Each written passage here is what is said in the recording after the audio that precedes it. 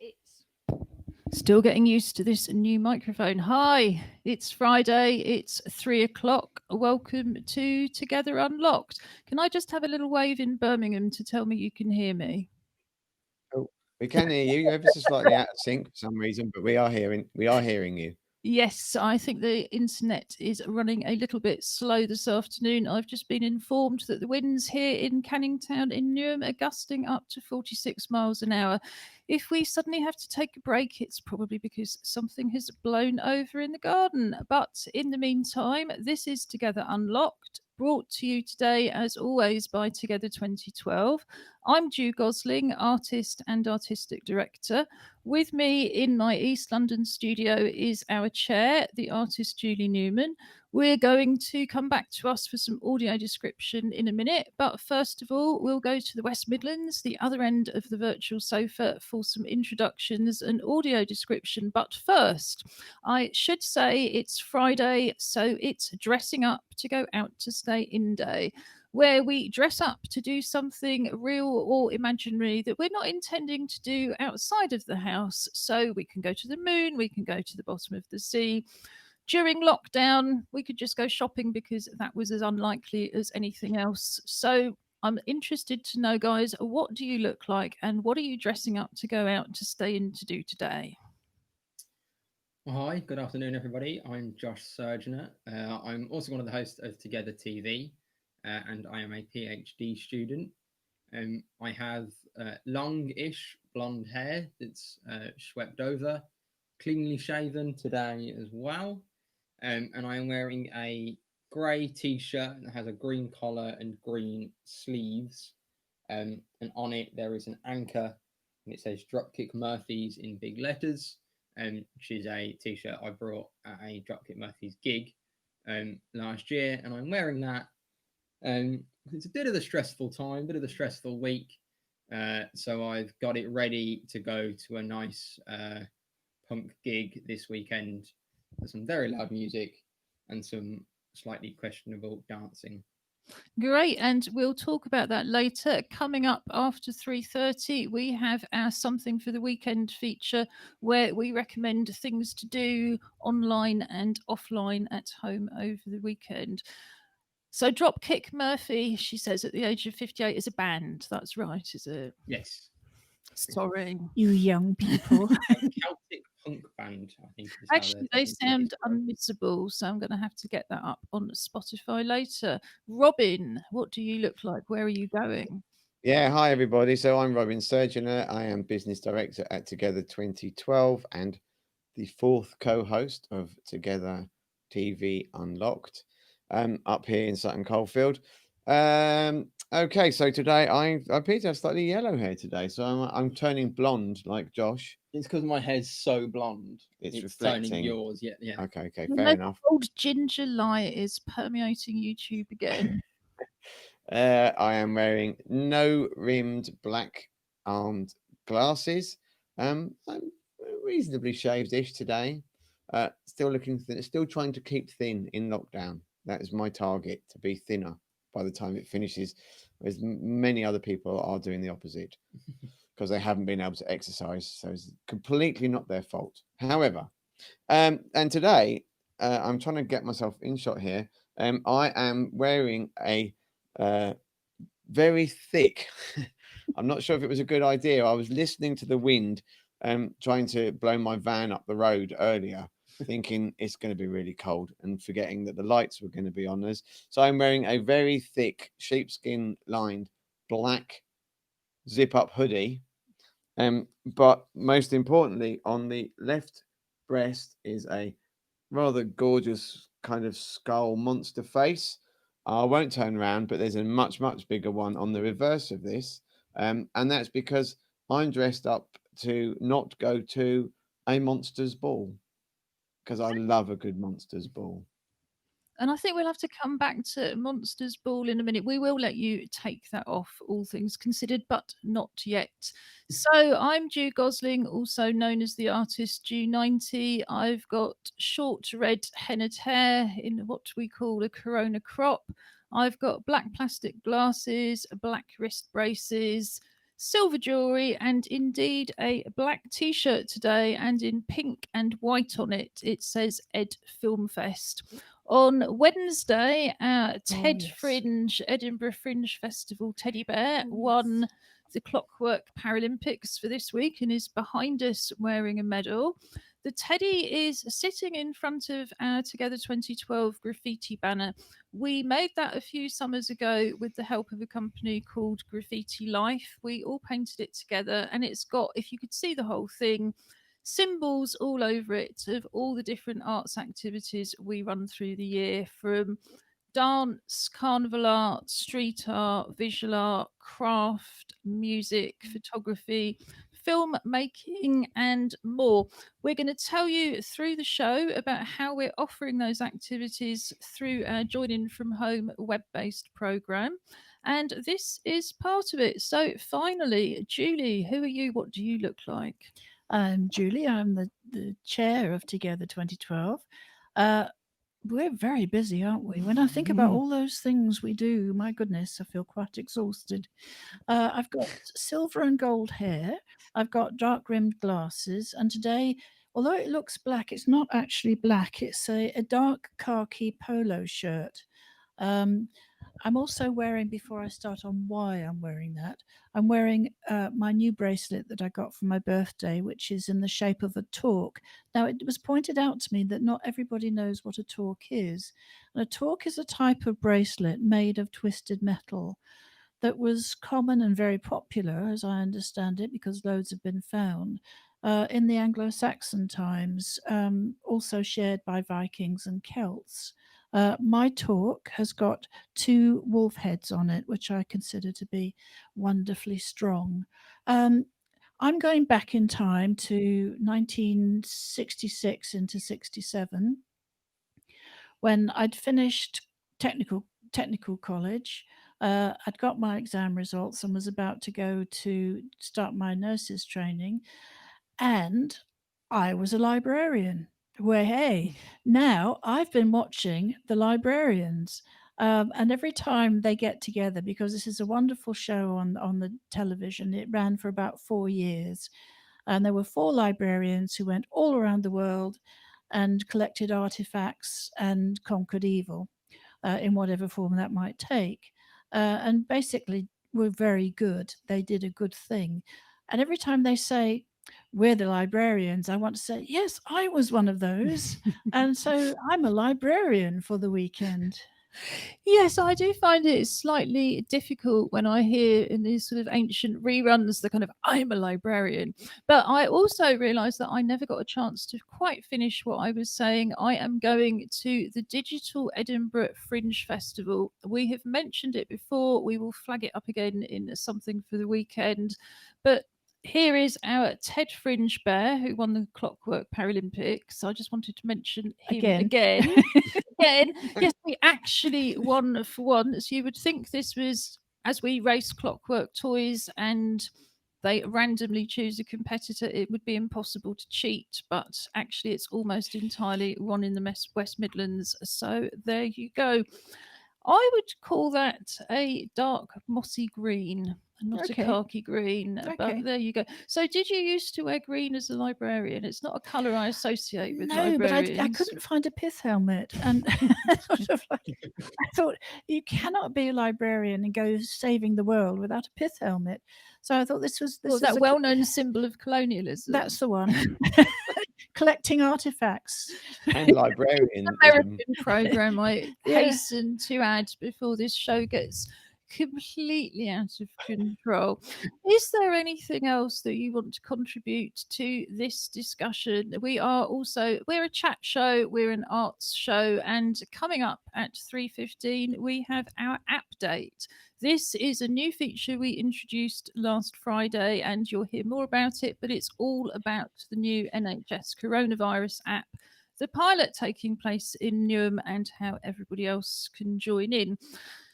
But before that, if you have burning things you want to say, for once, I'm going to give you the opportunity because it's Friday.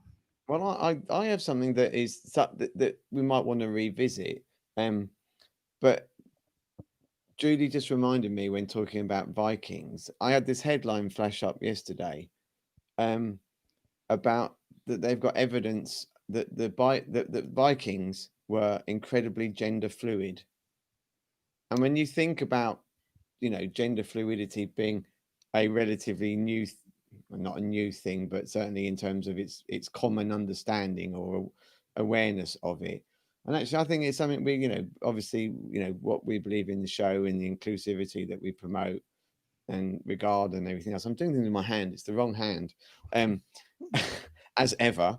And I just thought that actually might be something that we can just look at, because I just thought it was really, really interesting that, something that you would think of as probably being, utterly polarized in terms of huge hunking fighting chaps and people at home, women at home cooking things and looking after kids. Seems that may be a very, very misplaced perception of who Vikings were. Yes, and all sorts of other things. I don't really know where to start on that, except, of course, as women, we don't make quite that level of assumption about anything and tend to take a bit more notice when they find female warriors and so on and so forth. But yeah, it's a whole longer, well, there's several longer conversations, and they're all relevant to art as well as culture, because it's about how you represent people and figurative images and all sorts of things. But yes, I was talking to somebody only last week about, well, what do we mean by a woman? Because that has meant something very, very different. And even through my lifetime, I mean, I grew up, you know, girls didn't earn as much as boys, girls didn't have the same rights as boys. I remember being completely, just struck, wordless by that. I couldn't understand why that would be when we were as clever as the boys were in school. And even when the Equality Act came in, it was still thought of as a scientific fact that girls couldn't do maths and girls couldn't do science, and girls would never get such good exam results, and all of these things have just been turned on their head, and yet they're really tiny things. So my guess is that what it meant to be a woman, what it meant to be a man, what it meant to be gender non-conforming or non-binary, all of those things would have been completely different 1,000 years Yeah, ago. But I yeah, do think absolutely it is that sense, isn't it? Oh, these modern people, and you just think, no, you can point back in many cultures in terms of non-binary, particularly for I think centuries, if not millennia. There's some very rich cultural research being done. So yes, I think everybody thinks that everything's new, don't they? And yeah, yeah, very little is. yeah. And I totally agree on the whole. It is, I mean, maybe it's because I've grown up as a disabled person, but the whole inequality just makes absolutely no sense whatsoever. It never has done to me. And maybe I'm the middle child with sisters either side, and we were always absolutely encouraged to be as good as each other. And there was no question. You went towards what interested you, and you were given um a smorgasbord of choices. It wasn't, oh, you're going to have to go to do this because that's what girls do, and this is what boys. Not at all. Um, so yeah, no, I disagreed. And then when I worked at the councils and stuff, again, how can women still be being paid differently for doing exactly the same job? It's nonsensical.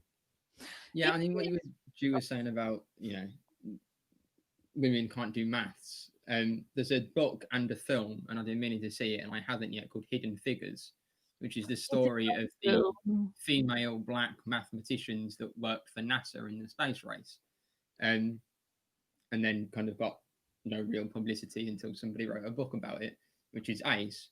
But yeah, it's so there's so many examples through history of it just being wrong that people are different for some Yeah, reason. and I think I'll draw that to a close for today by saying it's that concept of science, isn't it? We're very much at the moment, we're following the science, but actually science has always been culturally affected. People used to believe all sorts of things, like women would become ill if they did the same school curriculum. If we go back 120 years, women could not go to school and do the same curriculum because they would become ill, and that would manifest themselves in becoming infertile. Can I just say, when I was a librarian, options available for those of us leaving technical college were very, very limited. You could do a secretarial course and learn typing. You could become a nurse, which is what I did, or you could work in a shop. And I think it's why you see so many older women turning to the arts as a second career.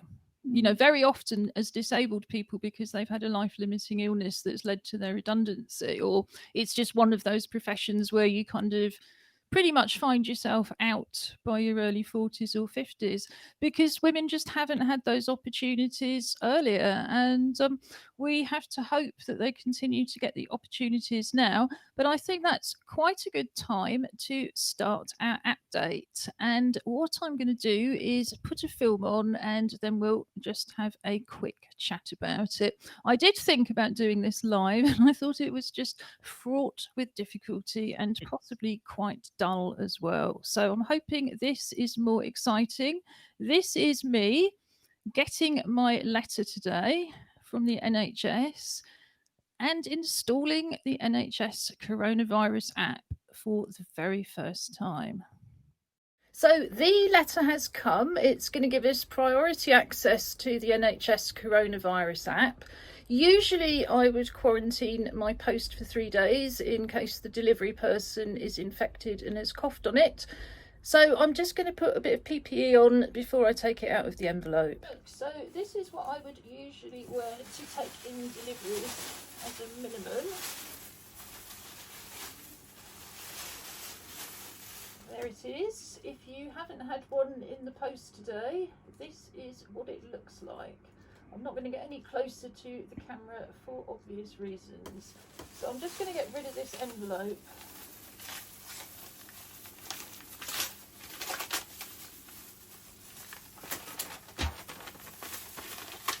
And now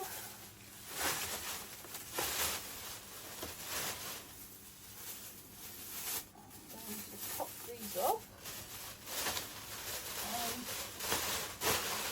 just dispose of this and take the mask off again. So this is what we've got in the envelope. There is a letter from the council and the NHS, dear Newham resident. There is a couple of pages that look like translations of pretty much the same message. And there is an NHS and council guide on how to download and install it. So with that in mind, we're going to follow these instructions. We need our own code, and this is the code. It's on the other side of the main letter. So find the App Store, which I actually very rarely use. So there is the A, white sticks in an A against a blue background for the Apple. And what does the leaflet tell me to do next? Unlock your phone. Find App Store. Type on the search bar. Now I'm actually having to just tap on the search magnifying glass to get the search bar up.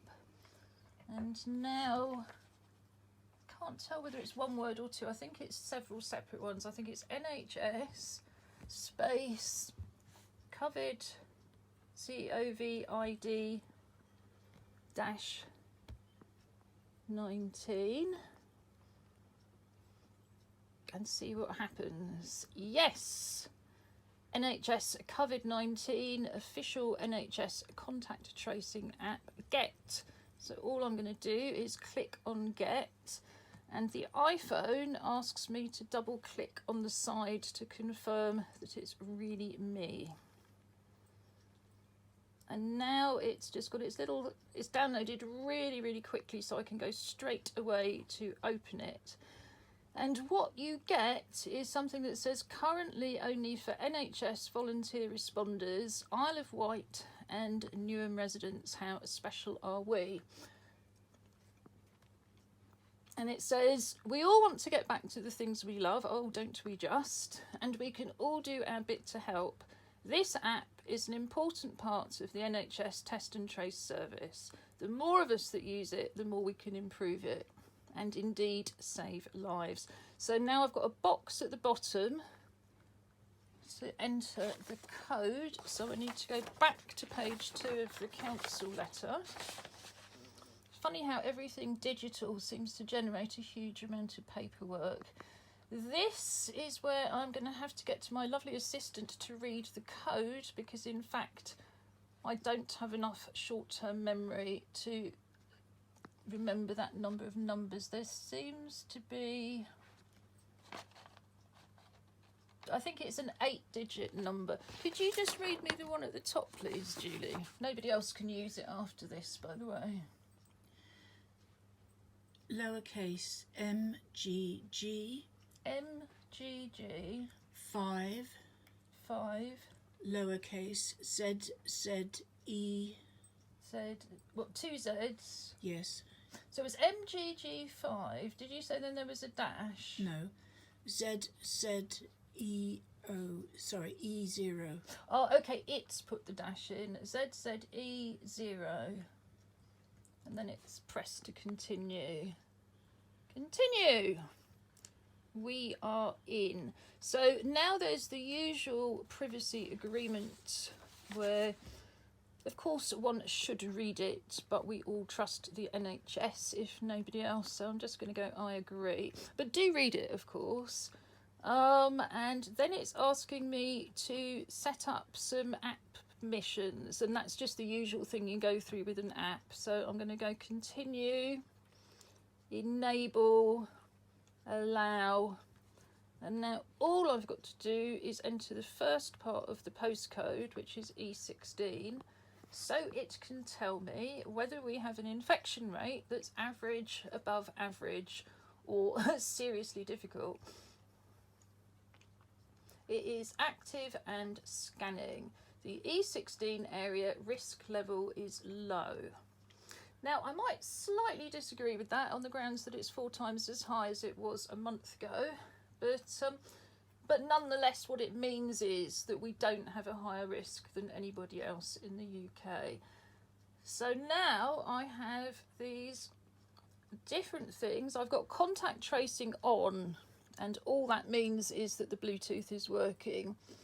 And then I have venue check-in, which I can use to scan into a venue. And as I've tapped it for the first time, it's asking for the camera permission, because the scanning works through the camera like any barcode scanner. So yes, allow that. And now it's taking me back again. Allow camera permissions. Oh, I'm having to turn that on manually. That's Apple just checking that I really want to do that. So yes, I do definitely want it to use the camera. So venue check-in, and in fact it's using the camera here. So it's come up with this little square, not much good against the light, I dare say. So you can see that it's now giving you like a little square camera, and that will be the barcode scanner. If I go out again, report symptoms, and that is giving me a checkbox list, which you can say either you've got these symptoms or you haven't. And if it wanted me, if it thought I'd got symptoms, then I would have another section came up about test. So we've also got read the latest advice, which actually doesn't seem to be loading right now, so that could be a trial thing. But I will report that back, because that's one of the brilliant things about being part of this pilot. And there's finally a section about this app, and it just tells us how it works. Beautifully clear, upper and lower case, nice contrast, dark text against light background, relatively straightforward infographics, and it's just telling me here my app is active and scanning. sadly, that's all it's going to do for a bit, because I'm not intending to go out again for a while, even if I could. And as somebody who needs support to leave the house, that's not always very easy to get anyway. But I feel so much better because we are planning to start bubbling, which is what we're allowed to do, and it's going to be great because we're going to know what the local risk level is, we're going to know what the latest advice is, and I think just most of all we'll know that we're contributing to a huge community effort to save lives and get back to normal. So this is me with the new app. So, time for some dreadful app-related puns as we just spend 5 minutes discussing what you've just seen. Did it appeal to you, Robin and Josh? I mean, it does. I mean, I think it seems very simple process to follow, assuming you read. I mean, take that as a under advisement, if you what. But it does seem very simple. We've all now got your code, so we can all download it as well. No, I'm afraid it only works once. So no, we use codes before anybody tries to use them. I know, I'm joking, but on just for the other side of it, so everyone gets one. Every resident gets one of those. How many places is it like a reader got? Everywhere you go, will there be a chart on the wall that you have to then scan? QR code. Well, all of this is optional. And I think that's the first thing to stress. This really is about a joint community effort. It is optional.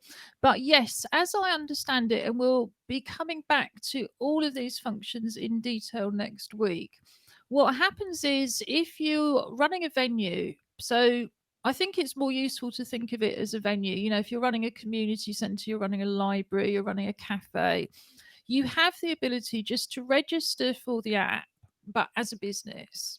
And what you then get allocated is a unique code. And the QR codes, for anybody who don't know, those kind of funny squiggly square things that they're not like barcodes, but they are effectively doing the same thing. You just scan them. And the idea is you put a poster up outside the door, and as people come in, they just scan through. Now, that's actually got several advantages. You might think, oh, well, if I've got the app on my phone, it is going to tell me if I've been close to somebody infected for long enough to possibly be infected. But of course, there's the surfaces issue.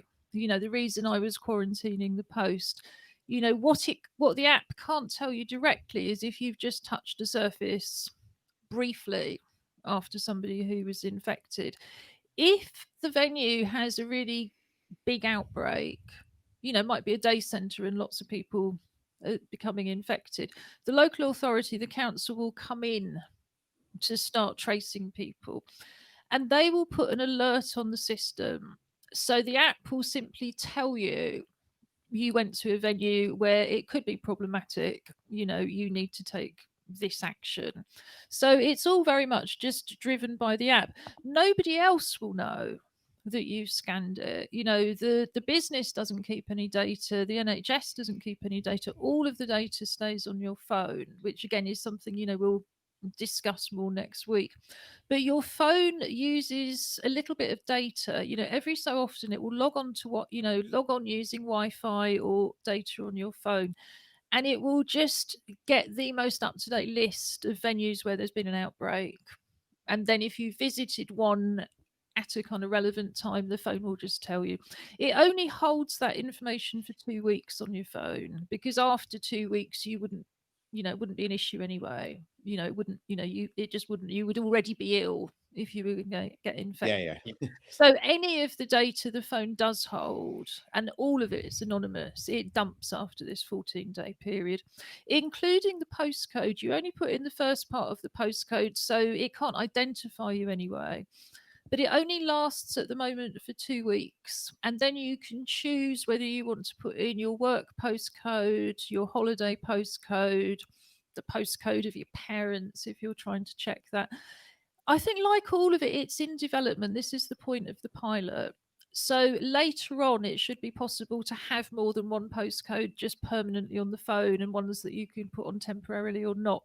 But at the moment, what they don't want people to have to do is deinstall the app and reinstall it just to be able to change the postcode. So they just automatically get you to do it every 2 weeks. I imagine it reminds you. Haven't got that far yet, but ask me in 2 weeks' time. Julie, what were your thoughts when you were filming?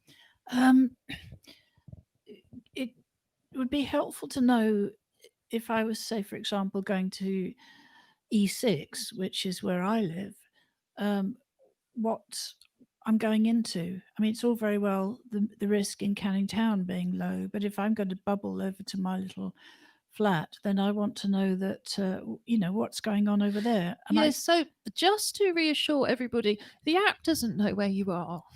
We haven't got to that point yet. When you put the app on your phone, you can put in whatever postcode in Newham you like. Yeah, but you've got your postcode and I haven't got my letter, so No, you can use one of my codes. You see, these codes aren't linked to an individual. but you've used it. No, because we've got 5. Oh, Yes, and that's the point. Every household has 5 codes on the grounds that, for example, a lot of houses are licensed to have 5 tenants. If you need more codes, there's a thing in the letter where you can just phone up and get more.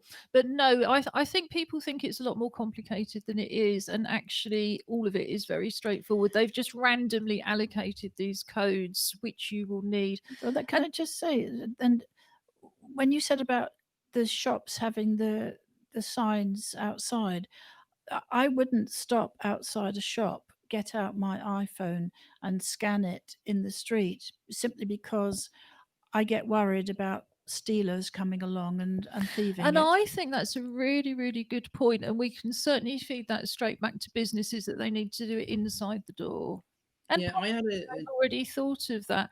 I mean, what I would Josh. say, because we're running a little bit late now, so we need to get back to the rest of our join in from home program.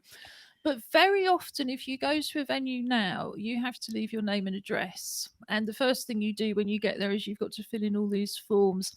The hope is that for all sorts, for some types of venues, if not all of them, if you're using the scanner, then you won't have to do the form filling. What was Josh going to say? I was going to say, similar to what you were talking about with the QR code, as much as they are great and convenient, where are they going to put them? Now, let me just stop you there, Josh, because we really are running behind. Okay. And for everybody who's much more interested in the arts, because it's a much longer conversation, and I think it is a really important one to have. Wherever you live, we want to know, what do you love about apps? What do you hate about apps? What's your favorite app? What's the biggest access problem you come across with apps? And I think, as people who would usually put on literally hundreds of live events a year, we've got a long chat to have. But I think we need to have that discussion next week from the point of view of activity organisers. So I'm going to tell you a little bit more about our web-based join in from home programme now. Together 2012 is running a join in from home programme from our website together2012.org.uk. Click on the link at the top of the page, Join In From Home, to go straight to the main page where you have a wide range of accessible, inclusive creative activities, mostly using things that you would already have at home. At the top of the page and throughout the pages, you will also see videos in British Sign Language to translate the site for deaf people. These videos can also be useful if you have difficulties reading and you simply want to hear more of the content. The Join In From Home programme is based on the activities that we would usually be running in East London. So, for example, we have an arts club which usually operates on a Tuesday with craft-based activities and on a Friday morning for drawing and painting. Here you can join in with the Arts Club's Hands project and celebrate your uniqueness and membership of the human race. There are full instructions on the linked page here. But essentially, we invite you to draw around your hand on a piece of card. It could be an old cereal packet. Cut the shape out, turn it over, and decorate it with anything you would like to do. It could be paints, crayons, glitter, collage, beads, leaves, anything you can think of. Photograph your hand or hands and send it to us at tv@together2012.org.uk. We'll add it to our video installation and share it on social media. Our music club usually meets on the first Friday of each month. We have an open mic session and we invite everybody to play along with percussion instruments. So here you can learn how to make your own percussion instruments from recycled materials. And you can also join in a percussion workshop from last summer in terms of carnival percussion. So these three instruments are used most often in carnival. We have a shaker and a go-go and a hand drum. So this is how to make a recycled shaker, a recycled go-go, and a recycled hand drum. You can also, if you're technically minded, make your own tactile sound instrument. This does require a few simple electronics, but is a very interesting and exciting project as part of our Vibrafusion ongoing work. You can also listen with Together. We have Spotify playlists created by Robin Surgeonator, also known as our TV presenter Angry Fish, and we also have 2 classical music playlists from Bournemouth Symphony Orchestra, including one that's uniquely suited to people who are feeling very unwell. And that's our Join In From Home programme. So I'm very pleased to say that, as usual, we've got some work that's been sent in to show. This first one is a knitted or crocheted jacket. And I think it actually might be a little bit of both. This is really beautiful. For anybody who can't see it, it's a very sweet children's jacket with a sort of grey background, very, very detailed floral purples and pinks, greens, all sorts of raised patterning, and a little toy with it as well. Nina is a mosaicist. She's been one of our art club volunteers for a long time, and she's sent this in as something that she did while in lockdown. She's also working in a school, so she's been at work some of the time, but some of the time they were effectively employed but staying at home. So this is just one of the things that Nina's made. Now, this picture is by Pizer Malik, who's a member of our drama company Act Up Newham. And this is Pizer imagining that lockdown is over. So it's a crayon drawing with everybody at Act Up sitting around in a circle. It's got Act Up Newham in the background. There's a lockdown is over poster. Everybody is very, very happy. No doubt at this point, the app is working brilliantly and everything is getting back to normal. So that's a really hopeful picture. Thank you, Pizer. And finally, I've got 2 pictures. I'll put this one up first.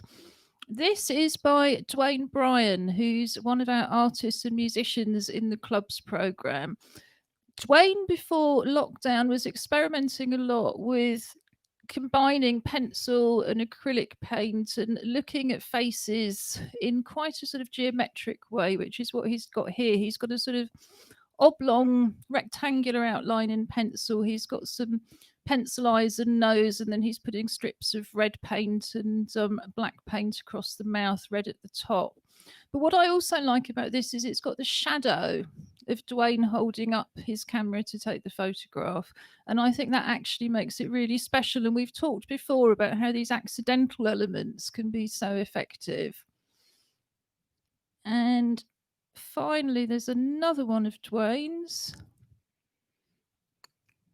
And this is a drawing and painting of a tree flowering. It reminds me of the residency we all did together in Memorial Park, West Ham. It's like one of the ornamental fruit trees in the grass with a little sort of round patch of earth around it. And again, there's a shadow shape. It it is, I'm sure, Dwayne holding it, but it actually looks like the shape of a vase. It's almost like the tree has been captured in the vase. So, those are two very interesting pictures. Thank you for everybody who's sent them in. You don't have to be following the join in from home activities. You just have to send us your artwork, and we would be delighted to show it in the same way, of course, that we would be delighted to see your poems, your films, your photographs, and anything else you would like to send us. So now it's time for something for the weekend. What kind of weekend have we all got ahead of us? Shall we go to the West Midlands to start? Ah, they haven't been able to unmute themselves. That's really weird. Can you speak? I don't understand why the system hasn't allowed you to switch that off, but we'll just talk about that later for everybody who's been geeked to death by talking about the app for so long. What are you planning to do this weekend? Or what would you recommend? So two things that I found that I thought I'd recommend. One is a paid one. So the Lincoln Park Zoo, which is a zoo in Chicago, are doing a virtual animal meet and greet tomorrow afternoon. I think it's $15, and it's a kind of 45 minutes. There's a 20-minute presentation with a couple of the kind of animal handlers, and then a Q&A for kind of 10 minutes, I think.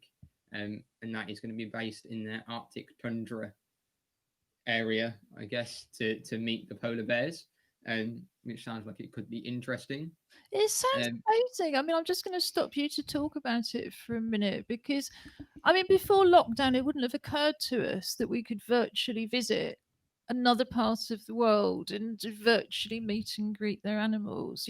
I hope we keep all of these digital elements, for everybody who can't access these things in real life for whatever reason. You were nodding. Did you already know about that? Oddly enough, I looked at it just before I came upstairs, and yeah, just looking at the polar bears, I thought, wow, that looks so good. And then I got put off by the fact that I have to pay for it, to be honest. It sounds like another birthday outing to me. Well, in fact, absolutely, we can have a birthday outing tomorrow. Well, So, hey. what time is it? Birthday trip to the zoo. Yeah, what time is it in British summertime? I believe it's 4 till 4:45 British summertime. Oh, that's PM. very reasonable, isn't it? So it's a morning event for them. Okie doke. Let's go to Robin for one next and come back to you for something else. Okay. I went on the free tip. I mean, it does require you to have computer access, but actually, I found out this morning that there are lots of full-length feature films on YouTube, and you can if you type in if you type full movie into the search bar, it will then tell you what movies are actually in full on YouTube. And the other half of the link that I've got to go with it is then there's a film review site called Rotten Tomatoes. Lots of people do know about this. And usually I'm the kind of person that if it gets a rubbish review, I'll watch it because I usually like to disagree with the critics. But it's there, so I thought that was quite a good thing. You think, well, God, what do I do? And there's bored of these things. There might, I haven't actually checked what's on there, so there might be some kind of interesting older films that you wouldn't get on the kind of current platforms. Yes, it never occurred to me that you could do that. We have a highlights and links page. It's under the main Together Unlocked TV menu. We always put the videos that we've talked about, the pictures that we've shown, the poems, photographs, and of course, something for the weekend. That will be online by about 7 o'clock tonight. So the link will be there, and in this case, the search term. Julie, do you want to go next?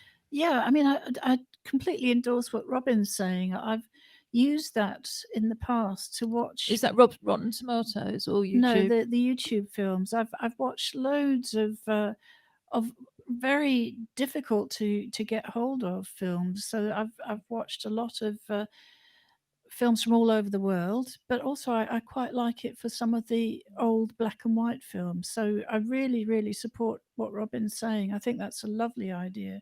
For me, I'm not doing anything. I might go to the zoo tomorrow afternoon, but I'm waiting with bated breath for the release of my birthday cards and presents from quarantine. So I'm going to have a birthday weekend. So you're not recommending anything to anybody else? No, just have a nice time.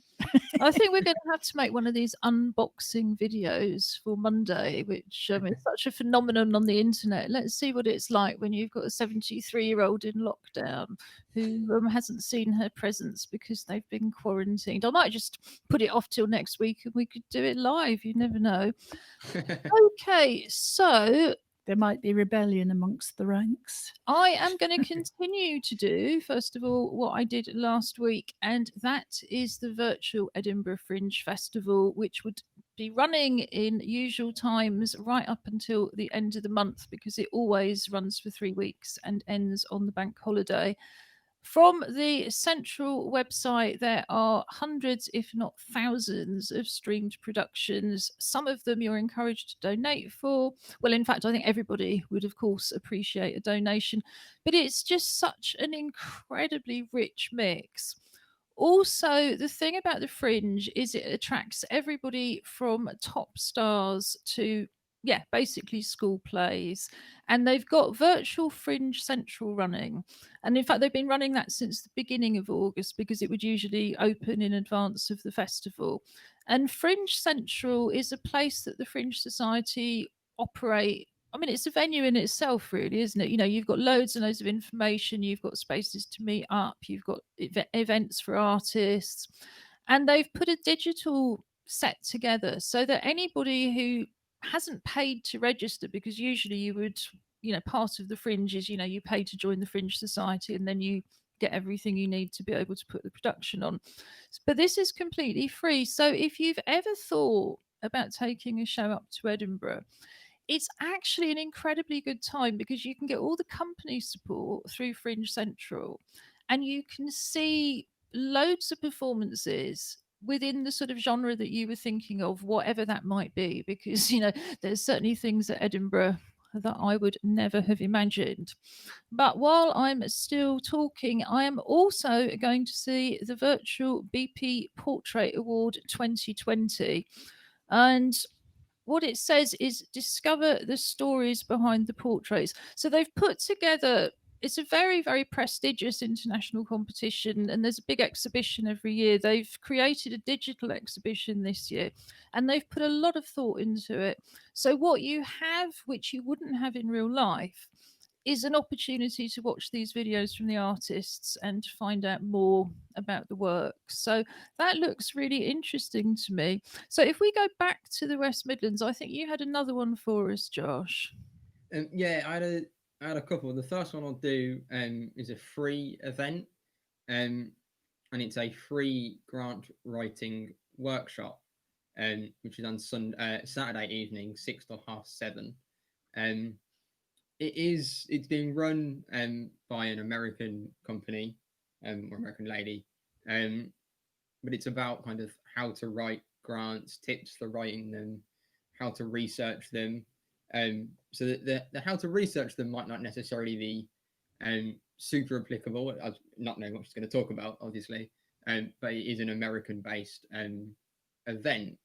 But in terms of the actual kind of real world tips on how to write grants, what things to put in, it sounds like it's going to be quite interesting. We've talked a lot on the show about kind of Arts Awards grants and applying for kind of funding for projects and things.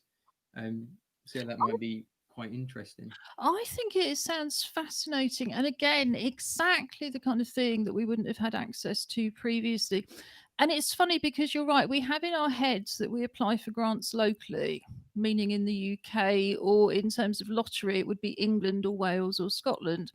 But there's all sorts of international foundations, probably very much kind of influenced by American models of philanthropy and so on, which we know nothing about, and we don't really understand what they're looking for, which is probably completely different things. So yes, if you're an artist, and like most artists, your work has really dropped off since March, I think that sounds like a well worth putting the time in. But do report back to us on Yeah. Monday about it, Josh, and just sort of share the tips. On a Monday, one of the things we always look at is opportunities for artists. So that's going to be really good timing. And what was the final thing? The final thing was on Wednesday, Netflix released a docu-series called High Score, which is a kind of series about the history of the video game industry. And I mentioned it, I think, on last week's show, on the Wednesday segment about gaming. So if you have a Netflix account and you're even remotely interested, and I appreciate that might just be me, but it does look quite good. So I'm going to kind of watch that this weekend. It looks like it could be quite interesting. I think lots of people are interested. And of course, we look at gaming on a Wednesday for two different reasons. Partly because it's an audience thing, and just as any theatre production, there is a massive audience for gaming. And partly because there's so much work for creatives. And in a digital world, there's going to be a lot more creative jobs going in the gaming industry than there is in the theatre industry. That is just sadly a fact. So I think for all of us, including us novices who are still struggling just to make our PlayStation 4 work, I think there's a lot of interest actually. So, but again, you can report back to us and we don't have to do any work at all. Robin, Angry Fish, do you have other things for us? I do. I will. I'll be brief because the clock's ticking through very quickly. So this is a bit of a generic website. So it's got lots of different activities, and there were too many for me to pick up one. And it's called whatsonreading.com, and then the link is to an online events and creative activities. And there's just loads of really good ideas of simple things to do at home. And again, ideally, lots of people either don't want to be spending money or don't have money to spend. But either way, it's just a lot of interesting things. I mean, I was enjoying looking at it. I don't know, can't say which I'm going to do or not do, but it was a good resource of again, free activities. And I think a lot of the things that we mention in the highlights and links do stay online. So when you're having a look at the highlights and links page, do search back. It's always worth looking, particularly at the something for the weekend. But of course, we reference links throughout the week as well. I've just put some information at the bottom of the page. If you want to get a hold of us, send us your artwork, but also if you would like to come on the show and tell us about your arts projects, then write to info@together2012.org.uk or tv@together2012.org.uk. It reminded me when you were talking about YouTube that, of course, you can watch YouTube on the TV. So you can watch this show on TV if you have a smart TV. And if you're watching it on a smart TV, I should tell you that if you watch it on the website, we also have live captions running underneath, thanks to the very wonderful global real-time captioning. So do have a look at that if you think that captions would be useful.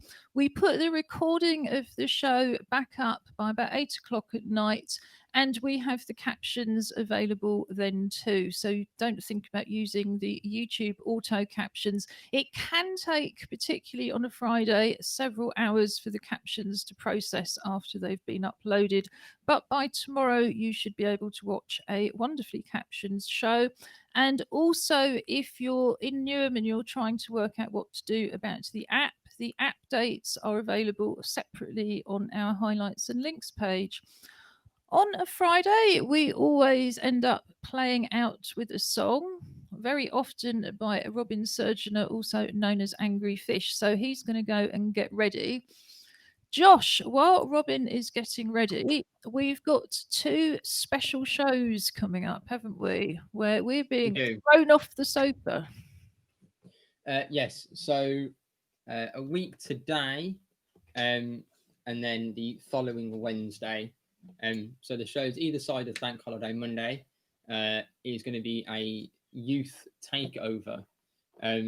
So I'm just about classed as a youth, I think. But I've roped in my younger sister, and we're curating a selection of art and sport and gaming based things that we'll kind of talk about. So those will go out on so the coming Friday and then the following Wednesday. And we never have a show on a bank holiday Monday, so we're going to be chucked off the sofa for a week. And there'll also be lots of information about our Youth Together programme, and I believe an interview with our youth development worker, the artist Hazel Brill. So there's going to be lots coming up, and Josh will tell us more about that on Wednesday. Yes. I think it's time for some goodbyes before you trot off to see the polar bears in the Arctic tomorrow, and Josh goes off to his punk concert, and Robin chooses from a sort of wide variety of arts activities. So we'll say goodbye from Canning Town. That's me, Julie, and our medal-wearing teddy bear. Bye-bye. Bye, guys. Okay, and over to me. So this is going to be, hopefully, not too bad a rendition of a song by Ian Dury. Ian Dury was one of the probably the most famous British musicians who's also a disabled, or was a disabled person. This is called What a Waste, and it was written or released way back in 1978.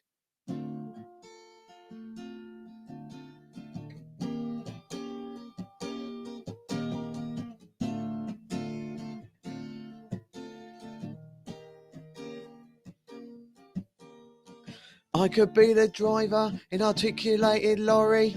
I could be a poet, I wouldn't need to worry. I could be the teacher in a classroom full of scholars. I could be the sergeant in a squadron full of wallers. What a waste! What a waste! What a waste! What a waste! 'Cause I chose to play the fool in a six-piece band. First night nerves, every one night stand. I should be glad to be so inclined. What a waste, rock and roll don't mind.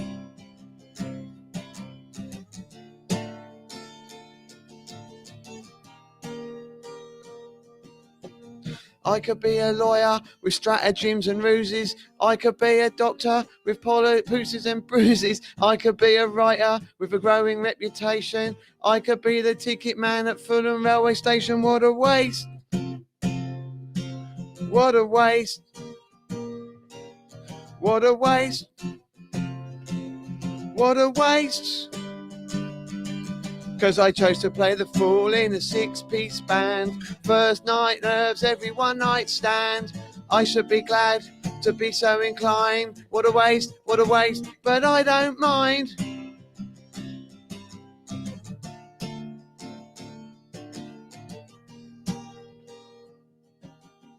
I could be the catalyst that sparks a revolution. I could be an inmate in a long-term institution. I could lead to wild extremes. I could do or die.